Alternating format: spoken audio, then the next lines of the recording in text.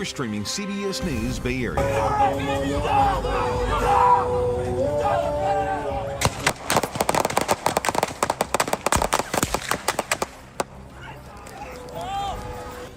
Shots fired near the Coast Guard base. CBS News Bay Area was there as gunfire erupts. And what we've just learned as several people were struck. Thanks for joining us. I'm Ryan Yamamoto. The FBI is now investigating. It all happened after a day of protests over the deployment of federal agents here to the Bay Area.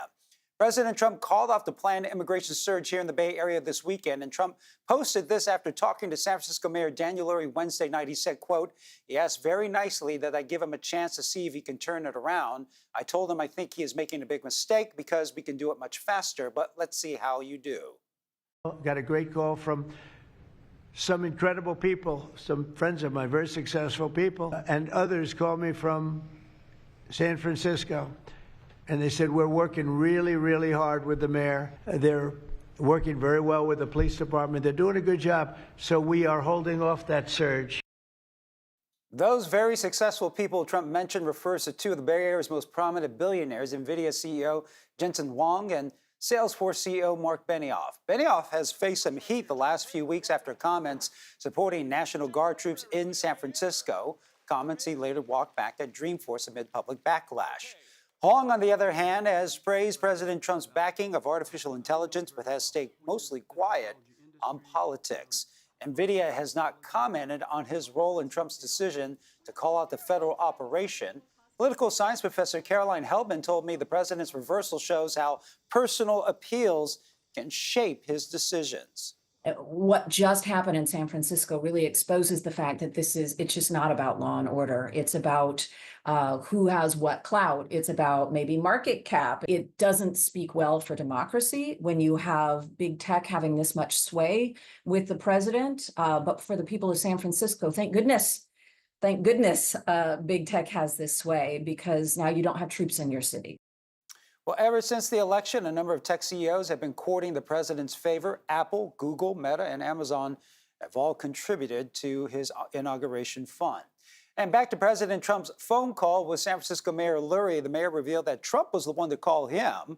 He says he didn't ask for anything in return, but Lurie did say the city will be working in partnership with the Justice Department to get drugs off the streets. I also spoke this morning to Attorney General Pam Bondi. She echoed her willingness to partner with our local law enforcement to combat fentanyl and hold drug traffickers accountable. Our nation's history. Pam Bondi did confirm that she would be meeting with Lurie in a few weeks. The mayor has also reaffirmed his support for the immigrant community and said the city is prepared in case President Trump changes his mind. In the meantime, some San Francisco supervisors announced an additional $3.5 million for immigration aid. The money will go to legal defense, education, and rapid response line. This is on top of the nearly $10.5 million of funding already available. We also cannot afford to continue to be unprepared. As we see the massive escalation of ICE enforcement activities. While the money is for San Francisco, supervisors say it's also available for Bay Area residents who don't live in the city. Okay, back to the agents at the Coast Guard Alameda. Lots of protesters are using the term ICE, or Immigration and Custom Enforcement, to describe the agents. To be clear, these are not ICE agents. These are U.S. Border Patrol agents. So what's the difference? ICE typically handles immigration enforcements inside the U.S., including arrest and deportation cases. Border Patrol focuses on preventing illegal crossings and smuggling at or near the nation's borders. Both agencies fall under the Department of Homeland Security, but play very different roles in the immigration enforcement. So back to our top story. We saw that gunfire erupt last night as the agents opened fire on that U-Haul van. Let's get back out to Veronica Macias at the Alameda Coast Guard Island. So Veronica, what are you seeing over there right now? I can hear a lot of noise and a lot of honking right now. Good morning, Ryan. Well, protesters are back here at the entrance of Coast Guard Base Alameda. The FBI has cleared the scene, so protesters have returned to this intersection where they were last night and where you had that eruption of gunfire from the Coast Guard. We're learning this morning from the Department of Homeland Security that the driver of the U-Haul and a bystander are expected to be okay. The driver, we're learning, was struck in the stomach and is being treated and also detained for a mental health evaluation. Meanwhile, a bystander was struck by fragments, has been treated, but released from a Bay Area hospital. Now, let's go ahead and show you the chaos that unfolded here at about 10 p.m. with the driver of that U-Haul. That truck had been here all day. He was blasting music. He may not have heard protesters urging him to stop.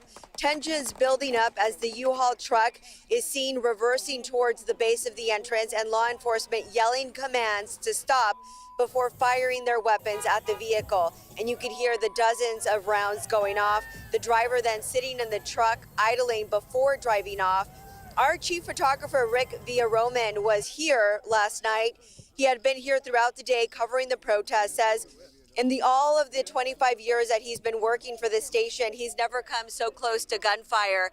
Out here live, I could tell you that the scene does look a little bit different. When you look at the bridge, you can see that they have a perimeter now set up. The Coast Guard members do. That wasn't here yesterday. So they have created the new barrier here on the bridge. Of course, these protesters seem to be unswayed by the announcement yesterday from the mayor's office, letting them know that the deployment of federal troops had been called off. The concern I'm hearing from protesters this morning, Ryan, is what about the rest of the area, areas like Oakland, Alameda? I spoke with one mother who tells me she knows that community organizations right now are mobilizing to help the migrant community, the undocumented, by doing things like picking up groceries for people, maybe taking somebody's child to school and collecting funds to help them out financially, because there is still a lot of fear and concern that they can see immigration raids over the weekend. Of course, Mayor Lee in Oakland saying that she did not receive a call from the president herself like the mayor from San Francisco did yesterday. So there is still concern that they can see mass raids, a surge in other parts of the Bay Area. Ryan. And Veronica, just curious, I know you're out there gathering information and talking to folks. Any reaction to what happened last night with the federal agents opening fire on that U-Haul van and the driver that was inside? So we did talk to some protesters who were familiar faces to us. They were here yesterday and also here this morning. One woman I talked to, a young woman, she had been here throughout the night. She said she saw everything unfold. She was actually, her version of the story was a little different. She says the driver of the U-Haul was trying to play music and maybe provoke members of the Coast Guard with it.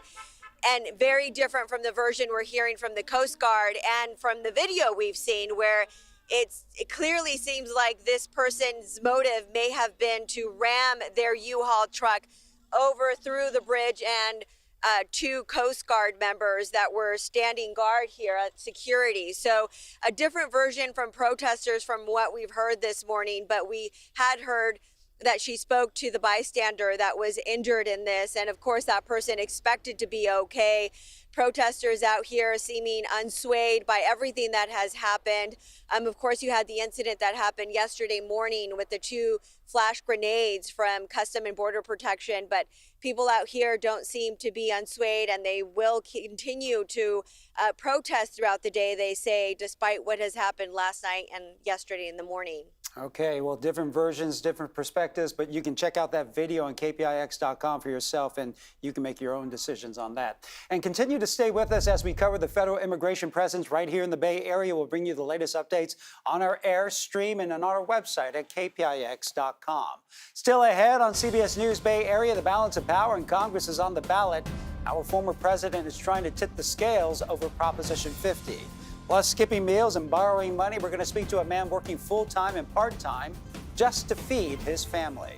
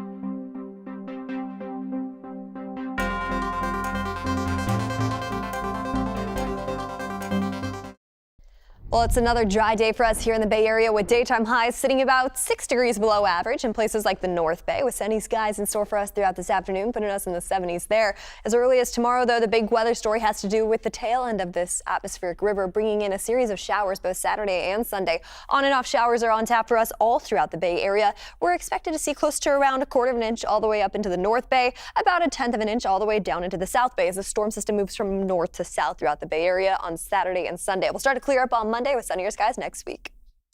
Well, we're less than 2 weeks away from Election Day, and voters are being asked one main question: should California temporarily redraw its congressional lines? Proposition 50 asks voters to approve this Democratic-backed map targeting 5 Republican-held districts, mostly in Northern California and the Central Valley. The measure is in direct response to the redistricting in Texas. Maps under Prop 50 would stay in place for the next 3 elections. Through Election Day, the campaigns are kicking into overdrive. We've seen the governor rally union workers in support of Prop 50 and Republicans on the East Bay on a bus tour against the ballot measure. Our Kelsey Thor checked on the state of both campaigns.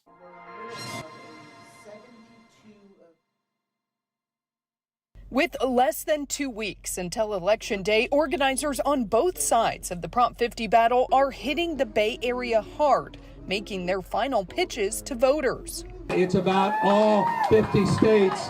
It's about our democracy. It's about our republic. Governor Gavin Newsom ran into a crowd of hundreds at a Yes on 50 event in San Jose, trying to pump people up to get out the vote. He is calling Prop 50 a necessary step towards curbing President Trump's power. Prop 50 is our reaction to this authoritarianism that's going on. These attacks, these assaults, this guy's wrecking this country. He's wrecked the economy. Just up the bay in Fremont, State Assembly member Carl DeMaio from San Diego worked a crowd of No on 50 supporters, calling on them to canvass their local communities.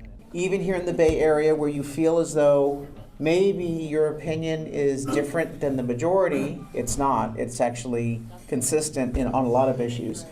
I need you to get active and vocal in the next 2 weeks because we have so much on the line.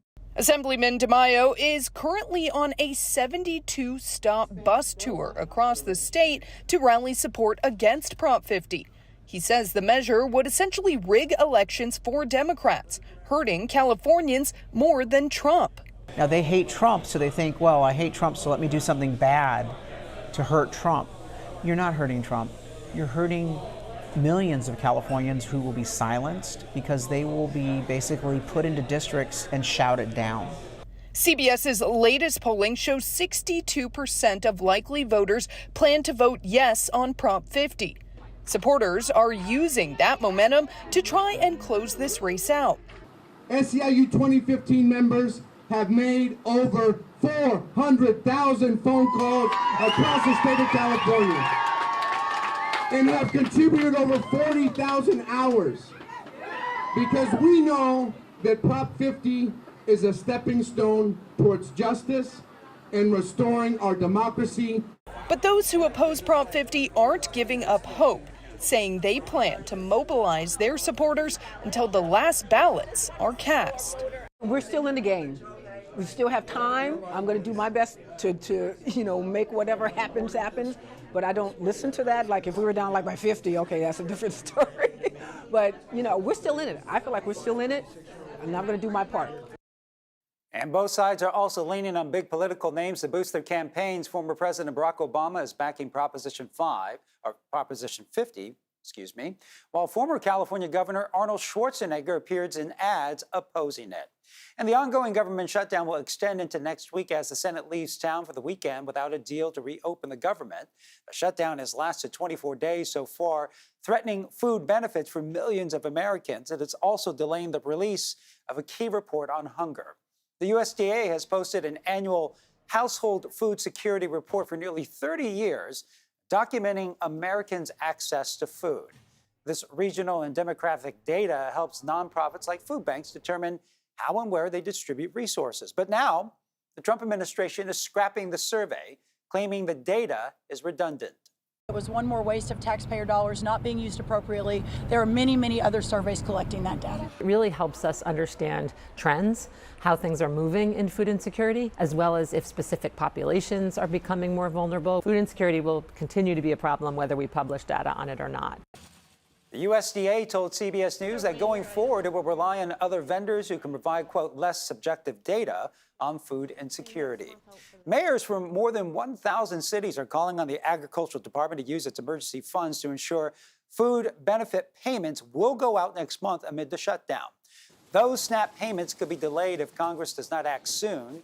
The USDA has $5 billion in SNAP contingency funds.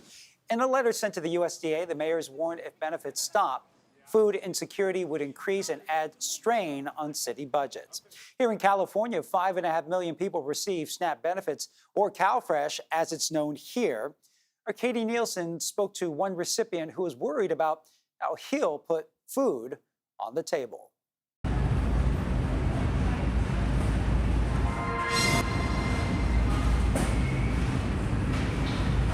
This man didn't want to give us his name, but said he's working full-time and drives Uber on the side. But it's still not enough to make ends meet. $296 doesn't get you very far when you're feeding a couple of people, you know? He says that $296 is for himself, another adult, and 2 children. And without it, they'll have to make some tough decisions. Either skipping meals or borrowing money or hoping that, you know, more money comes through. He says he feels lucky he can drive Uber to help make up the difference, but he's frustrated, saying it's not fair political gamesmanship is impacting real families. What can you do? You know, what can you do? We are absolutely on the precipice of a hunger emergency. Allison Pratt with the Alameda County Community Food Bank says their organization and other food banks will see a surge in people needing help if the benefits are delayed. SNAP is really our nation's first defense against hunger, right? So am I going to pay my rent or am I going to buy groceries this month? Like, these are the decisions that people are going to be forced to make. And for families already living paycheck to paycheck, recovering from a financial setback isn't easy. The impact's going to be for a long time here, you know? I don't think that we're going to recover anytime soon. And new data shows California's child poverty rate is the 4th highest in the country, according to the Annie Casey Foundation. It was 18.6% last year. That's triple the rate from 2021. Child health experts say that number could go even higher next year as more families lose the child tax credit. Still ahead, Dub Nation coming out in full force for the Warriors' home opener win. We're going to speak to a super fan, yellow and blue, look at him, who has some fans of his own. Never give up, baby.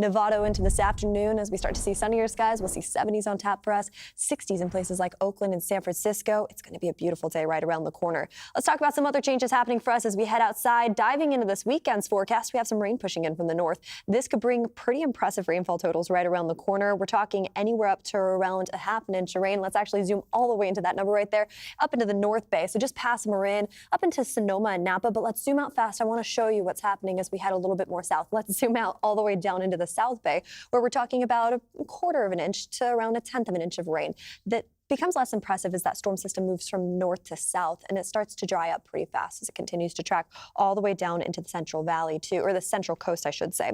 So lots of changes as we dive into this weekend. It will be a pretty impressive system when it comes to the North Bay. We're going to see cooler temperatures, rainy skies on and off as we head into Saturday and Sunday. By Monday of next week, that's when we start to dry up, and that's when we start that warm up too. Mid-70s right around the corner as early as next Wednesday for our friends along the bay. You make your way over into our inland spots. Now we're talking about daytime highs even warmer as we head into mid next week. Still dealing with on and off showers. Like I said, the most impressive rainfall totals will be up in the North Bay. As that storm system moves from north to south Saturday and Sunday, we'll see less impressive rainfall totals down in the South Bay, closer to around a tenth of an inch. But hey, rain is rain. At least we're getting some here in the Bay Area. For now, back to you. Well, the Warriors are on the road to take on the Trailblazers in Portland tonight. Tip-off is at 7. The Dubs put on quite the show last night for their home opener. Steph Curry is shining as bright as ever. He scored 42 points to lead the Warriors to 137 to 131 win over the Nuggets. In the meantime, our Lorraine Ayub caught up with a diehard fan who had no doubts the Dubs would pull it off. It's the happiest day of the year for Warrior fans across the Bay Area. Basketball is back, and as the Warriors open their season with a win on home turf against the Denver Nuggets, one passionate fan showed up in his signature home opener suit, ready to celebrate a new beginning. The fans and the players and the coach and the management, it's a real team effort, and we are here to show the world that we are one of the best put together ball clubs in the NBA. As the Dubs left fans on the edge of their seats, Thomas Haw drew in fans of his own, rocking the yellow and blue. I feel like I am you might say, the sixth man for the club and for the team and for the city. I just feel like I'm an extension of what's important here, which is teamwork and love for each other. It's the kind of love you can taste. The Chase Center is now offering 6 new eateries in the arena. We listened to our fans.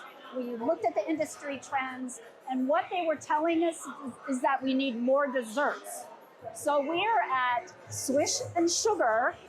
If you want a sweet treat, this is the place to be. The home opener ended on a sweet note, the Warriors clinching the win in overtime. Thomas had no doubts.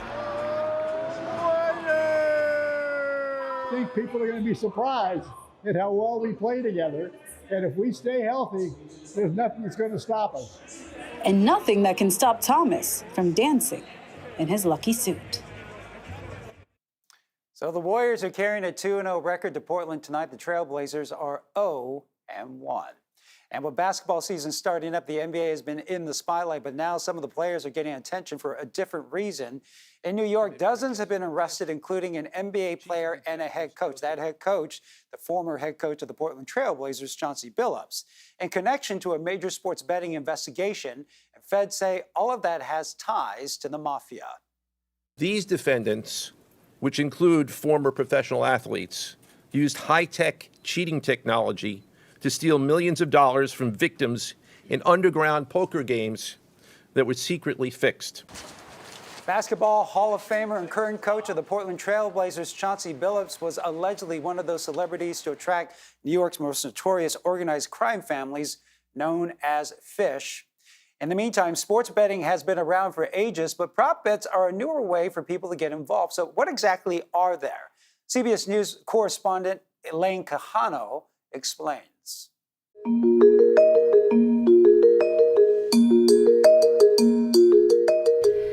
Prop bets, short for proposition bets, have been part of sports gambling for nearly 40 years.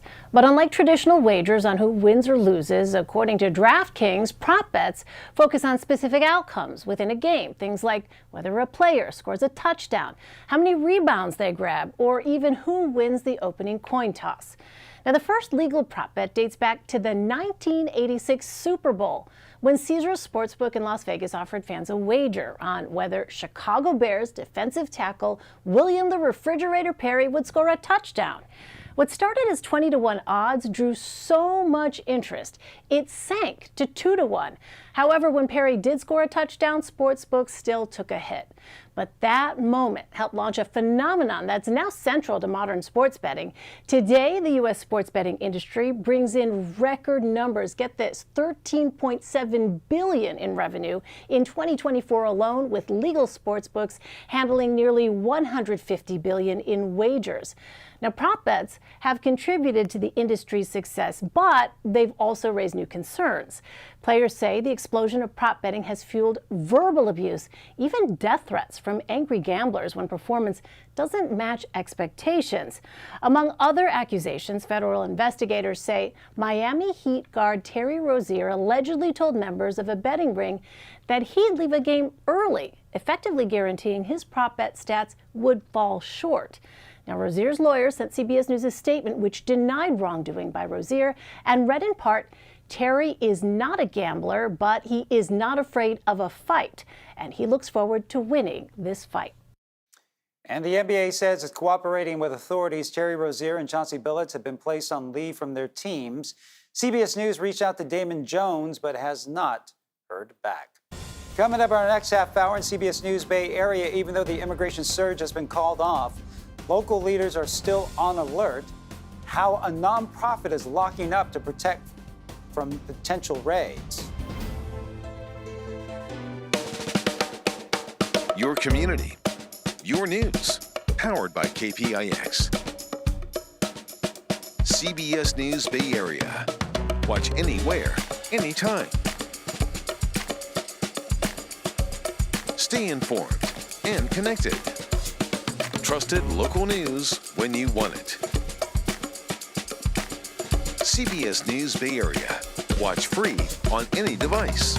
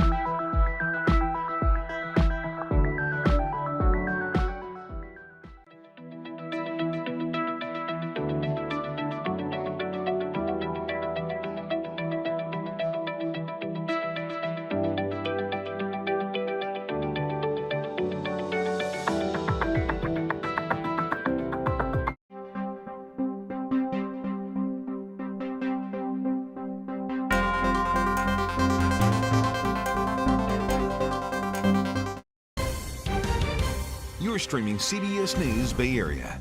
Well, thanks for staying with us. I'm Ryan Yamamoto. Here's another look at our news headlines.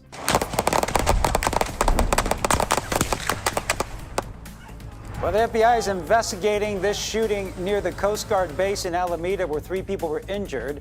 It happened as a U-Haul truck backed up towards security last night. Homeland Security says the driver tried to weaponize the U-Haul and refuse orders to stop.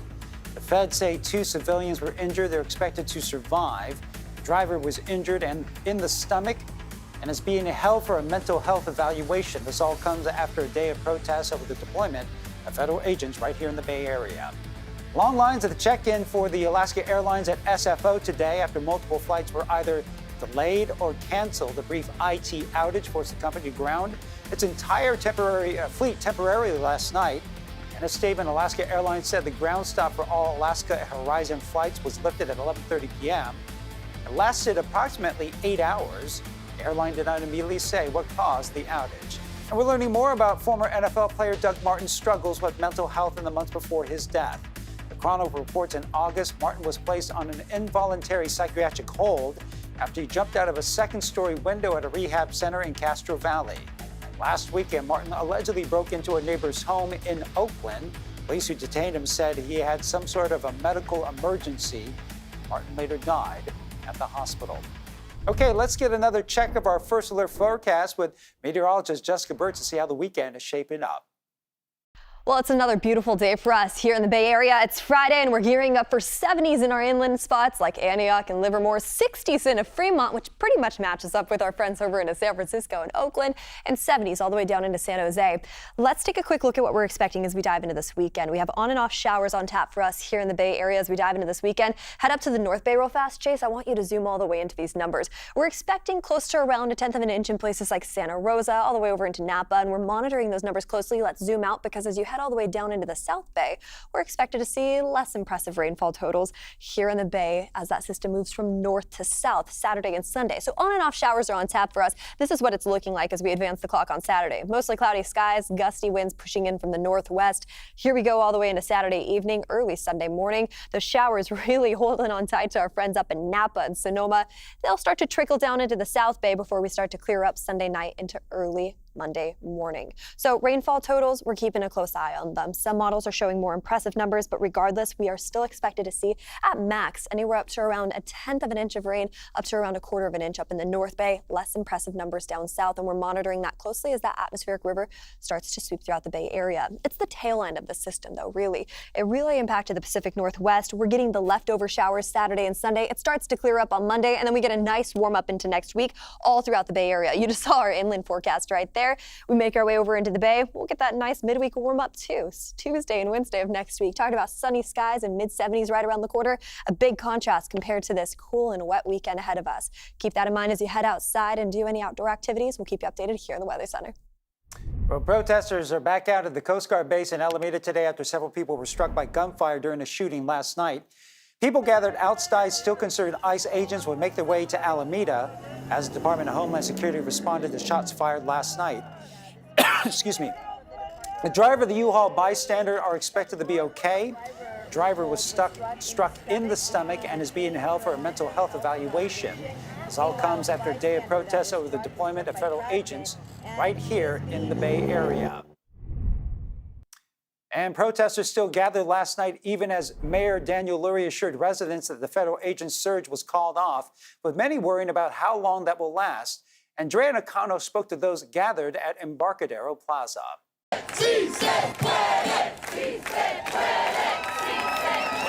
A crowd of roughly 2,000 people gathered at the Embarcadero Plaza for a peaceful protest Thursday night. It was very refreshing. It's a break from all the hate that you see nowadays. Avante was there with his girlfriend as they worry about family and friends being impacted by immigration raids.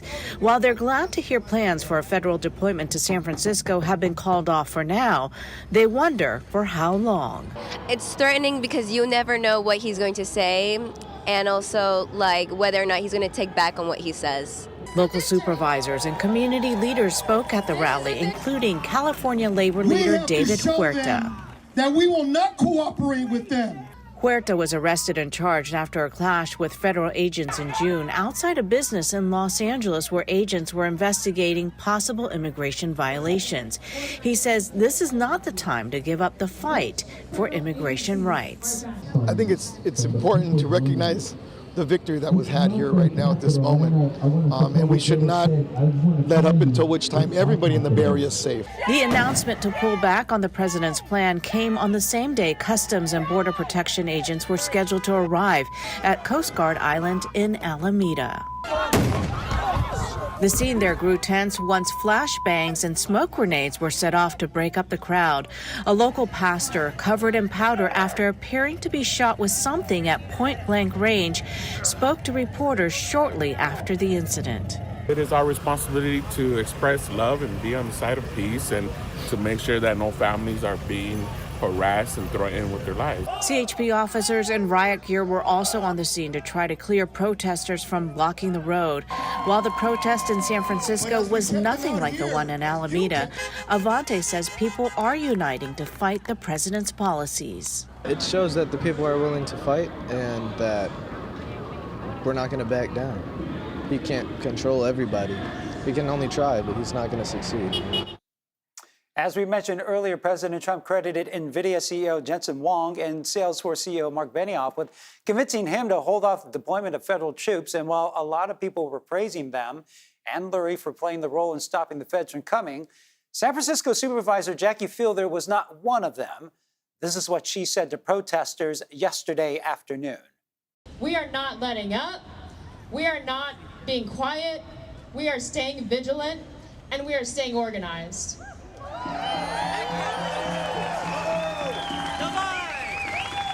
You have that promise from me. And while I'm here, I'll just say, Mark Benioff.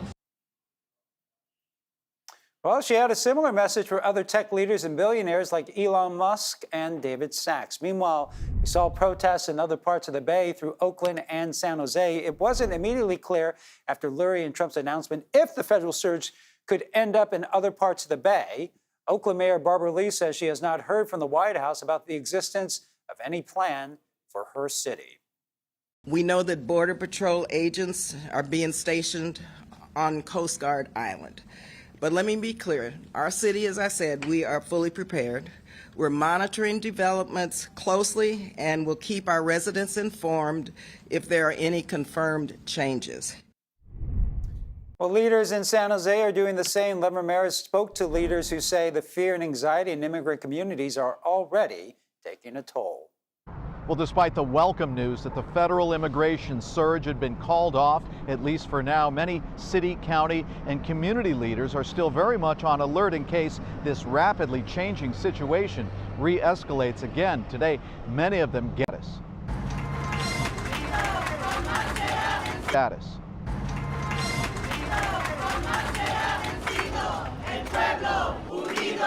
Inside the small community center of Amigos de Guadalupe in East San Jose, the chant echoed through the packed room, a show of unity and defiance as community members, law enforcement, and elected officials gathered to reaffirm support for immigrants, regardless of legal status. The White House and the Secretary of Homeland Security are pulling back the troops from the Bay Area, and they've made the right decision.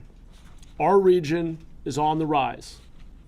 I hope desperately, and for the good of all of our residents, including our most vulnerable neighbors, that this decision holds. The news conference was pre-planned before the surge was canceled, but the leader of the Rapid Response Network said it already sparked a wave of fear. That sense of fear, it can be paralyzing, and so we want folks to know there's resources from mental health to people that will shop for you, to people that will give your kids rides to school or walk them to school for you. We have that here, so reach out. For Amigos de Guadalupe, a nonprofit known for keeping its doors open to all, the fear became overwhelming. And for the first time, the agency has locked its doors during business hours to protect its clients from possible raids. We practice this theory of radical hospitality at Amigos. And I have to say how painful it is as founder of this organization to lock our doors. It is not our values, and it's not who we are, and yet we must protect our community. County Supervisor Betty Young says Santa Clara County's long history of supporting immigrants runs deep, a history that includes her own family's story. I'm the daughter of refugees. And when the world did not want us, San Jose took us in, Santa Clara County took us in, and we created home.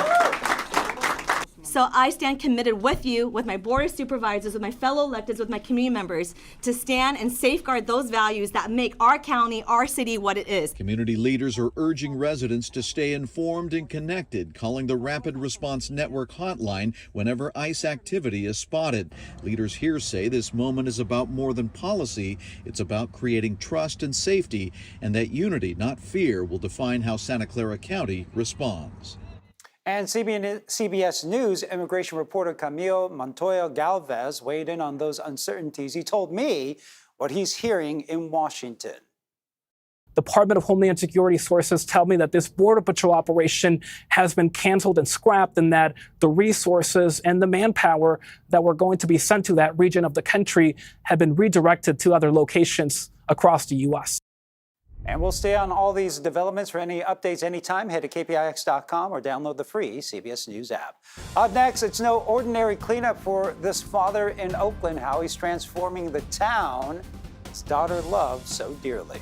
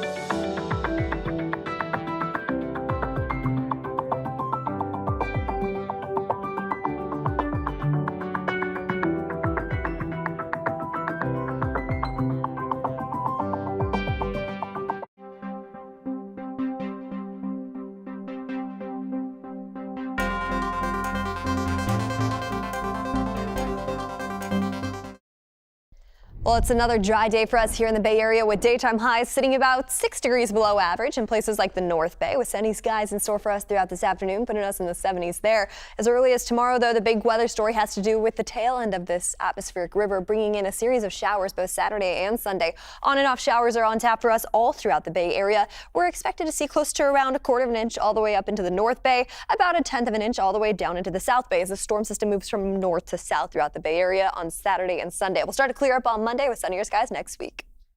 Well, a community organization is on a mission to change Oakland, one piece of trash at a time. For Donald Lacey, that pursuit is rooted in personal tragedy as well as a deep love for his city. Kevin Coe has his story. Man, I wish I had one of these when I was a kid. It would have made my chores a lot easier. You feel me? Donald Lacey loves Oakland. Yeah, this is what my community is all about. Nothing gets him more excited than giving back to his city. We're going to come here, start here, and clean up the area. But what the executive director of the Love Life Foundation loves more than anything else is his late daughter, Loisha Lacey, who was shot and killed in Oakland in 1997. She wanted to start an organization to address the disturbing trend of violence among particularly young black youth. And unfortunately, she was the innocent victim to a shooting, but to God be the glory. Here we are 28 years later, carrying forth her mission and doing God's work. That work includes picking up trash around encampments on West Grand Avenue, a small part of Love Life's mission to empower Oakland communities and at-risk youth. Diallo grew up in West Oakland and believes small actions like this lead to bigger and better outcomes. Seeing people like Don in the community, you should get active in the community so things can change. A lot of people say and talk about change, but they never actually do anything. And little steps like picking up trash, talking to people, anything, it could help. It could go a long way. It also goes a long way having different generations of Oaklanders. How old is you? I'm 32 now. Yeah, I've been on him over, 25 years. Jonte is 43. For him, giving back today is also a personal penance. The consistent state as it is right now, we don't like it, so we, you know what I mean? It started with us, so we got to give back. And, you know, we used to run in these streets, so it's just right that we clean up these streets. That perspective is what keeps Donald Lacey going. To hear people drive by and honk and say thank you and we appreciate you, that made it all worthwhile to be out here today. He hopes to change the perspective of the city his daughter loved, the same way he turned his tragedy into nearly 3 decades of trying to turn the city around. After a while, if all you see is negativity, murder, mayhem, people outside of Oakland and even people inside of Oakland think that the perception is the reality, and I begs to differ. Well, the Love Life Foundation is hosting a week of events across the city of Oakland. That includes Feeding the Unhoused, which will be held at the encampment you saw on West Grand Avenue. Well, coming up, it's a very different kind of bank, a hedge fund of sorts against the dangers of climate change. We're going to find out how one Bay Area university is home to botanical gold.